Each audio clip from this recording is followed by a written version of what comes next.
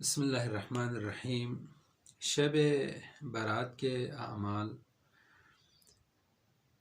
انسان کی زندگی میں تبدیلی آنے کے لیے بعض اوقات ایک جملہ، ایک بات، ایک قصہ، ایک اثر، ایک چنگاری کافی ہے کہ اس کو دیکھ کر، اسے سن کر، اسے پا کر انسان کی زندگی میں تبدیلی آ سکتی ہے۔ اسی طرح سے یہ فرصتیں جو انسان کی زندگی میں ہے، اللہ کی طرف سے ایک نعمت کے طور پر شب قدر ایک فرصت ہے، شب نیمہ شعبان، شب برات ایک فرصت ہے، ماہ مبارک رمضان ایک فرصت ہے، اعیاد شعبانیہ مختلف جو دینی مراسم ہے، مناسبتیں ہیں، وہ ایک فرصت ہے۔ یہ نماز، یہ روزے، یہ زکوٰۃ، یہ خمس، یہ چیزیں انسان کے لیے ایک فرصت ہے۔ اس فرصت کے ذریعے انسان اگر چاہے تو خدا سے وہ نزدیک ہو سکتا ہے، لیکن افسوس یہ ہے کہ یہ فرصتیں بار بار انسان کی زندگی میں آئیں اور گزر جائیں اور انسان کو پتہ بھی نہ چلے۔ شب بیداری کرنا انسان معمولاً کوئی ایسا انسان نہیں ہے، خصوصاً اس وقت جس وقت انٹرنیٹ کی دنیا ہے، موبائل کی دنیا ہے، جب بچے کے ہاتھ میں انٹرنیٹ ہو، موبائل ہو، تو اس وقت کون ہوگا ایسا جس نے اپنی زندگی میں شب بیداری نہیں کی ہو، شب اس نے نہ گزاری ہو۔ ہر انسان شب اور دن گزارنے میں، ٹائم پاس کرنے میں اس وقت اس کے لیے کوئی مسئلہ نہیں ہے۔ ایک چھوٹے سے چھوٹے بچے کے ہاتھ میں آپ موبائل دے دیں، وہ آسانی کے ساتھ شب گزارتا ہے۔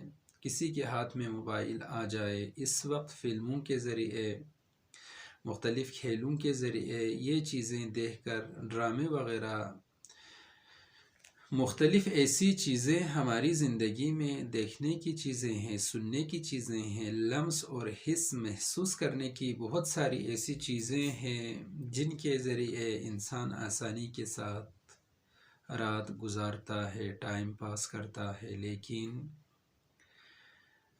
اس طرح کی فرصتوں سے، راتوں سے کون ہے جو اللہ کے ساتھ رابطہ کرنے کے لیے تیار ہو، اپنے زمانے کے امام کے ساتھ گفتگو کرنے کے لیے تیار ہو؟ یہ رات خدا کے لیے دے دیں، یہ رات اپنے امام زمان کے لیے دے دیں اور امام کے ساتھ مشکلات شیئر کریں، امام کے درد دل سنیں اور اپنے درد دل امام کو بیان کریں۔ یہ رات کون ہے جو اس رات سے استفادہ کرتے ہوئے اپنے رب کو میسیج کریں، اپنے زمانے کے امام کو میسیج کریں، پیغام دے دیں اور بتائیں دنیا میں جو مشکلات ہے، اخروی اعتبار سے قرآن کے لیے جو پریشانی ہے، قرآن کی جو مظلومیت ہے، قرآن کی جو مہجوریت ہے، انسان کس طرف جا رہا ہے، بجائے اس کے کہ انسان خدا کی طرف جائے، کہیں اور انسان جا رہا ہے، معاشرہ کہیں اور جا رہا ہے۔ ان چیزوں کو لے کر آج کی رات، شب برات، انسان خدا کے ساتھ گفتگو کرے، درد دل کرے۔ اللہ کو میسج کرنے کی ضرورت نہیں ہے، اللہ آپ کے نزدیک ہے، آپ کے سامنے ہے، آپ ڈائریکٹ اللہ سے گفتگو کر سکتے ہیں، امام زمانے کے ساتھ آپ گفتگو کر سکتے ہیں، ان کی باتیں آپ سن سکتے ہیں، ان سے اپنی باتیں آپ شیئر کر سکتے ہیں۔ تو وہ اعمال جن کے ذریعے ہم شب برات، شب بیداری کر سکتے ہیں، ان اعمال کے ذریعے اس شب کو ہم ایک بہترین رات میں تبدیل کر کے اپنی قربت کو ہم اللہ سے مزید جو ہے اس میں بڑھا سکتے ہیں، قربت کو ہم اضافہ کر سکتے ہیں، اس فاصلے کو جو اللہ اور عبد کے درمیان ہے کم کر سکتے ہیں۔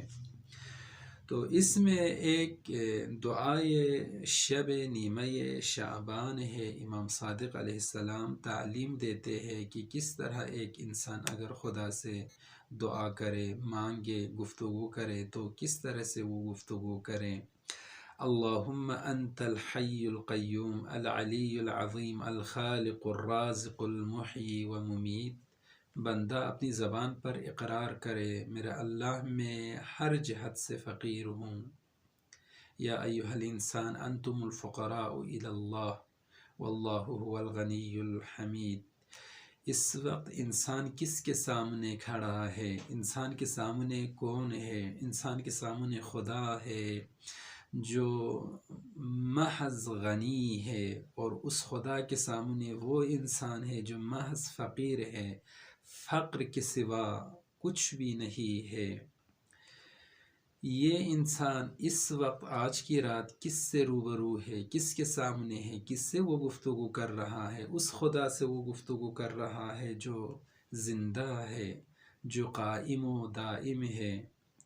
زندہ رہنے میں، قائم رہنے میں کسی کی طرف وہ خدا محتاج نہیں ہے، لیکن جب کہ ہم زندہ رہنے میں بھی اس خدا کی طرف محتاج ہے، سانس لینے میں بھی اس خدا کی طرف ہم محتاج ہے، زندگی کے ہر شعبے میں ہم اس ذات کی طرف محتاج ہے کہ جس سے یہ زندگی اسی سے ہے، یہ موت اسی سے ہے، یہ حیات اسی سے ہے، یہ رات شب بیداری کرنے میں بھی ہم اسی خدا کی طرف محتاج ہے، اس رات کو احیا کرنے میں بھی ہم خدا کی طرف، ہر لمحہ لمحہ ہم خدا کی طرف محتاج ہے۔ یہ لمحہ لمحہ، یہ لحظات آپ کے لیے ایک فرصت ہے، ایک زندگی کے برابر ہے۔ اس لحظے کو، ان لحظات کو، لمحات کو ہم ضائع نہ ہونے دے دیں۔ اپنے رب سے ہم جس طرح سے گفتگو، جس طرح کی گفتگو کرنا چاہیں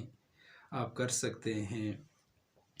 اس کے علاوہ صلوات شعبانیہ ہے، آج کی رات اس صلوات کو بھی آپ پڑھ سکتے ہیں، مستحب ہے۔ اللہم صل علی محمد وآل محمد شجرۃ النبوۃ وموضع الرسالہ۔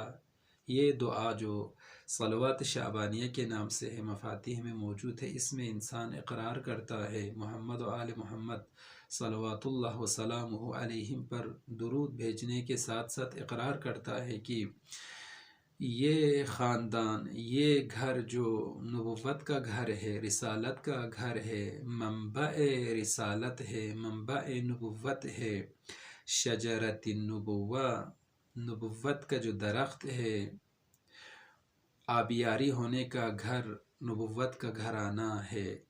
اس شجر کو، اس شجر کے پھلوں کو، اس کی شاخوں کو اگر کوئی دیکھنا چاہے، اس درخت سے اگر کوئی متمسک ہونا چاہے تو یہ درخت دنیا میں کہیں نہیں ملے گا۔ اگر یہ ملتا ہے تو خاندان نبوت، خاندان رسالت کے گھر میں شجرہ نبوت، شجرہ امامت انسان کو مل سکتا ہے۔ اس کے علاوہ ایک اہم دعا، دعائے کمیل ہے۔ دعائے کمیل شب نیمہ شعبان، آج کی رات اس دعا پڑھنے کی رات ہے۔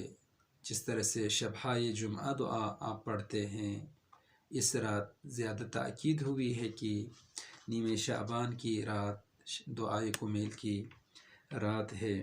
اسی طرح سے وہ دعا جو آج کی رات پیغمبر اکرم پڑھا کرتے تھے، اللہم اقسم لنا من خشیتک ما یحول بیننا وبین معصیتک، اس طرح کی جو دعا ہے، عبد کا اقرار معبود کے سامنے، عبد اور معبود کے درمیان اس طرح کی گفتگو کہ جو پیغمبر اکرم آج کی رات انجام دیا کرتے تھے، اس دعا کو بھی پڑھنے کی تاکید ہوئی ہے۔ اسی طرح سے تسبیحات کی بھی بڑی تاکید ہوئی ہے، جس میں سبحان اللہ ہے، الحمدللہ ہے، اللہ اکبر ہے، لا الہ الا اللہ ہے۔ یہ 100 مرتبہ حد اقل، ایٹ لیسٹ اگر کوئی 100 مرتبہ پڑھیں اور اپنی حاجات 100 مرتبہ پڑھنے کے بعد خدا سے مانگیں، خدا کے سامنے پیش کریں، در واقع یہ جو تسبیحات ہے، سبحان اللہ، اللہ اکبر، لا الہ الا اللہ کے ذریعے در واقع انسان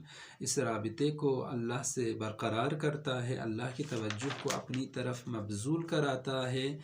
اس وقت انسان بعد میں جب اپنی حاجات اللہ کی بارگاہ میں پیش کرتا ہے تو خدا اس کی حاجات قبول کرتا ہے۔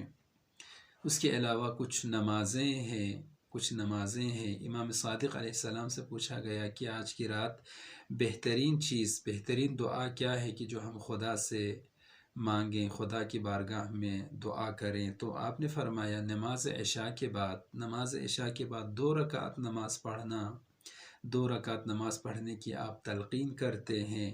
پہلی رکعت میں سورہ حمد کے بعد سورہ قل یا ایھا الکافرون، دوسری رکعت میں سورہ حمد کے بعد سورہ توحید قل ھو اللہ احد۔ یہ 2 رکعت نماز ہے۔ نماز کے بعد 33 مرتبہ سبحان اللہ ہے، 33 مرتبہ الحمدللہ ہے، اور 34 مرتبہ اللہ اکبر ہے۔